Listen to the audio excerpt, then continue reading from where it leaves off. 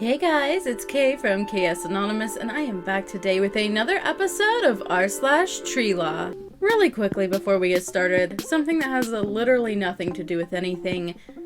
How is it properly said? Niche or niche? Let me know in the comments below. Redwood tree growing through utility lines. Bought a house 3 years back. There's a beautiful redwood tree that has to be around 100 to 120 feet tall and about 3 to 4 feet across the backyard against the property line. The utility lines also run along the property line, and this tree is growing up between the phases of the power lines. The local utility, which recently has some increased incentives to clear trees from their lines, not naming names, has sent tree trimmers out every 6 months to attempt to trim their right-of-way. However, each time I can show them that this is a much larger project than a simple trimming to clear way. As this tree has been growing through these lines for at least 20 years for this to have happened, and I believe it adds great value to our property. The tree company is now at the point where they are willing to bring cranes out to deal with cutting the tree. However, I've asked to have something in writing from the utility themselves stating they need to do this. I also want to have a conversation about compensation. However, I'm not sure I have any legal grounds to stand on in that regard.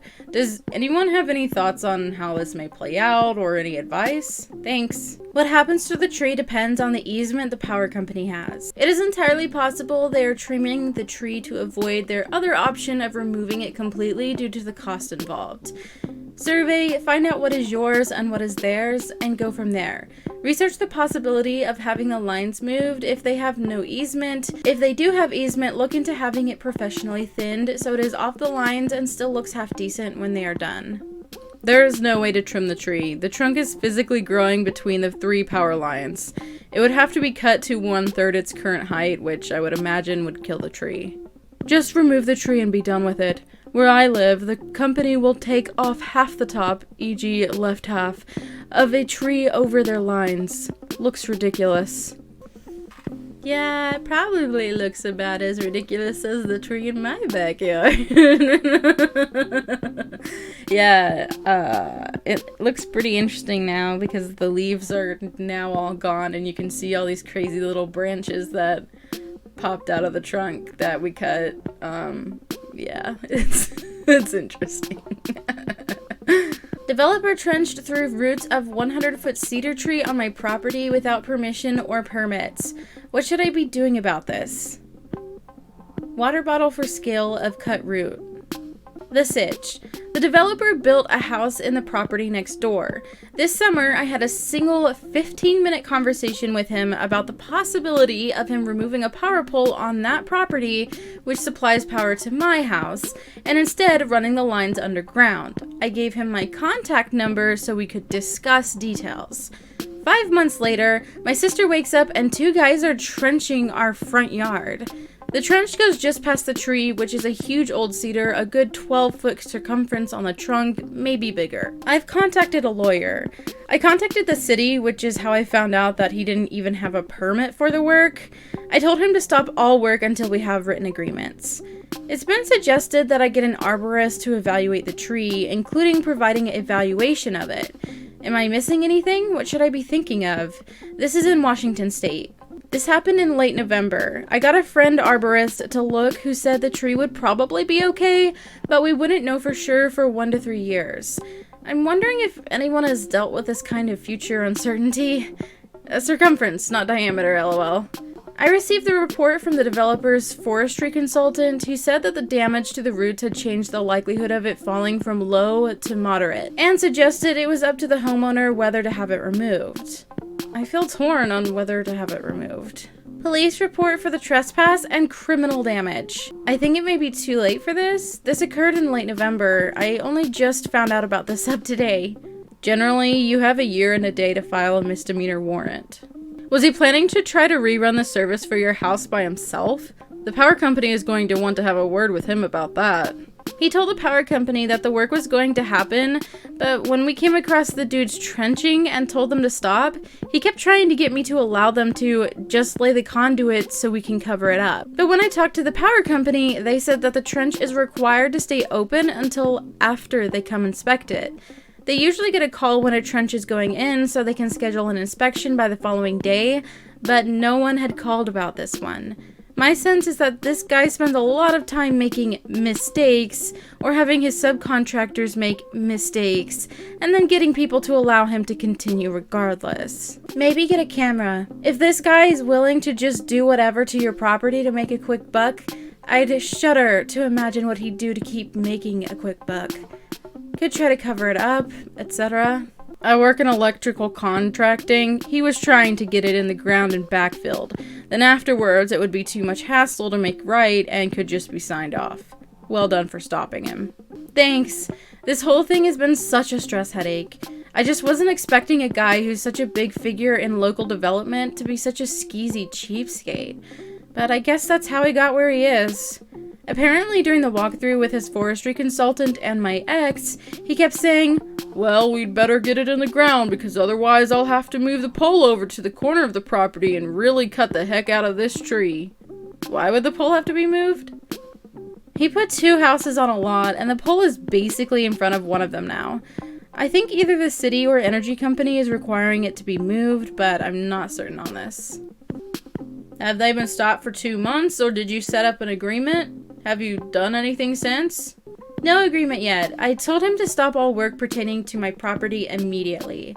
I eventually had a friend fill in half of the trench, and he's supposed to come back to do the other half. The city requires development projects to hire a forestry consultant for each project, and when the city was told about the trench, they required him to have his consultant come look at it. That just happened yesterday. The consultant is supposed to send him a report, which he sends to the city, which gets him a permit. He immediately tried to get me to agree with more digging through the roots, this time by hand, that same night. I told him no. I sent some draft ideas to my lawyer today and have a call with him tomorrow. Should probably have the lawyer demand they pay an arborist of your choosing to inspect the tree as well. And for annual inspections for the next 5 years, if not longer. You also want an agreement that if the tree does die due to root disturbance/disease, that they are on the hook for a comparable replacement and the difference in value. Thanks! This is exactly the kind of info I was hoping to get. Written documentation of the cease work order and transpiration of unpermitted and unallowed work on your parcel is key here. Civil engineer and a lawyer, but lack of documentation is sometimes enough for partial liability. My biggest concern for you is, can this tree lean and ultimately fall on your house someday due to roots severed on one side only? Roots are the tree's foundation, and weakness on one side in a big storm with wet soil may be all it takes. So, something to run by a lawyer. Do you want him to remove the tree and compensate you for its replacement value due to safety and greater future damage concerns, or do you want it left and have him still liable for future damage from it falling? No idea what statute of limitations on second choice, hence need a lawyer. The other consideration is that the trench is severing the roots on the south side of the tree, which is where nearly all of our significant wind comes from here. I want to avoid a situation in which I end up being liable 2 years down the road if the tree falls into a neighbor's house, but I also don't want to remove it if it will be okay. So I'm interested to hear what the developer's required tree consultant has to say, but I'm going to have to get my own arborist out for another opinion. Also Washington, tree worker. Tree law here is mishmashed, varies per county, sometimes down to the municipality. That being said, I would venture at a 12-foot diameter, it's most likely legally a significant tree. Cedars are protected above all other trees here generally.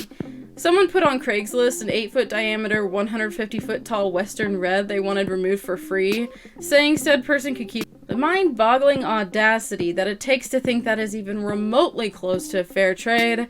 I don't know. I couldn't pick my jaw off the floor. He was in Kitsap, where I almost never work, so I looked it up for him. Over 18 inches equals significant, which is strict, even for Washington. For every inch of growth in diameter, that many feet out, the roots couldn't be touched. I sent him an email. Dude, you thought you bought a plot of land. What you really bought was a tree in the center of a 192-foot circle that you can't touch. Or prison. Best of luck. For some reason, I just imagine the person from the last comment that they sent the email to who had that plot of land just finding out about how the tree couldn't be touched and then getting that email like, Well, best of luck, loser. That sucks. Yeah, I wouldn't know that myself, honestly. That's like certain trees you are not allowed to touch at all. I think that's probably something you'd want to know before buying some land, but you know, it's what it is, I guess. But kind of sounds like a nightmare neighbor to have. They're just like, yeah, by the way, I started digging. You did what? I'm sorry, you did what? What? Neighbor's tree trunk passes over property line and he wants to cut it down, but we want to keep it. Hi all, if this is not the correct sub, please guide me so I can get the right answers. There is a cherry tree in healthy condition that grows from my neighbor's property over to mine. We are located in Connecticut. The base of the trunk, where it grows from the ground, is on my neighbor's property, and the trunk slopes over onto our property. Our neighbor has cut down just about every tree on the property, so I am assuming he will do the same with this one, but we would like to keep it for privacy. Does he have the right to take the whole tree down? I'm happy to elaborate more if needed, and appreciate any insight my fellow Redditors may have. Cheers! I would recommend asking if you can have the tree, then replanting it on your property. I don't blame you. Cherry trees are beautiful. The wood does make beautiful furniture. I've had the misfortune of having to cut down 2 of mine. One due to an ice storm cracked and fell on my home. The other began to interfere with my septic system and foundation. It broke my heart. I planted 2 new saplings to replace them. My property 40 years ago was a forest, so I take tree conservation very seriously. I belong to the National Arbors Day Foundation. They are wonderful for knowledge, and when you join, they give you saplings to plant. If tree is on his or her property, he absolutely has the right to cut it down, period. However, if the tree is necessary to hold a slope in place to prevent erosion or damage to your property, you may have grounds for a suit, but this does not sound like your facts. Since you probably don't have a legal leg to stand on, I would suggest that your only recourse is to try and convince your neighbor to leave the tree in place, or to allow you to move it a few feet at your expense. I get that some people don't like having like a lot of trees close to their house or whatever, but I don't know, I've never felt like I needed to go out of my way to like get rid of trees. It's interesting to me that people like work that hard to get rid of them. I don't know, like, I guess in some ways they could be a nuisance in, like, some situations, but yeah, I think that's probably gonna be an awkward conversation. Like, hey, are you planning on cutting this tree down? Because, like, I really would rather you not. Would you like to see my PowerPoint on all the reasons why you should keep the tree there? Just pull out like a laptop and a projector. Like, please hold on, just 5 minutes. I just need 5 minutes of your time. Anyway, that is going to wrap up today's video. If you enjoyed it, go ahead and drop a like and let me know your thoughts in the comments below. Really quickly, I'd like to thank my patrons. Up on the screen, you should see my face palmers and my crazy K's. Thank you all so much for supporting me in that way. If you are interested in becoming a patron, checking out the original posts from today's video, or sending me an email for possible inclusion in a future video, all of that information is in the description box, so be sure to check it out. And I'll talk to you in my next video. Bye!